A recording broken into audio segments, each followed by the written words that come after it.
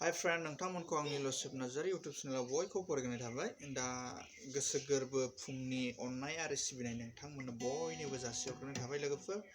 दा आं मानि थाखाय ब्लग लाबोनो हायाखै नोंथांमोना मिथिखागौ। दा आं मेसेजनि मबाइलाव बे मबाइल डिसप्ले गोबायावसो नोंथांमोननि YouTube भिडिअ हगारनायखौ आं नायो। फनानो खुनुरुखुमसो गेवो लोगोफोर, खुनुरुखुमसो डाटायानो अन जानानैहाय प्ले जायो YouTubeआनो।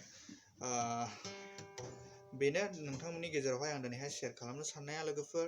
आं सप्तासेनि उननिफ्राय नोंथांमोननि सायावहाय नुजाफैनो सानदों लोगोफोर। रेगुलार भिडिअ ब्लग होनो सानदों। नोंथांमोना हेल्प खालामदो लोगोफोर। आरो दाबो आंनि Loseph Narzary YouTube चेनेलखौ नोंथांमोना दाबो साबस्क्राइब खालामाखैबा अननानै साबस्क्राइब खालामदो लोगोफोर। जेसेबां हागौ हेल्प खालामदो लोगोफोर। सोरबाफोर गोदानै न'सन बायदोंब्ला अननानै साबस्क्राइब खालामना हो लोगोफोर। गासैबो नोंथांमोननि सायावसो जौगानाया।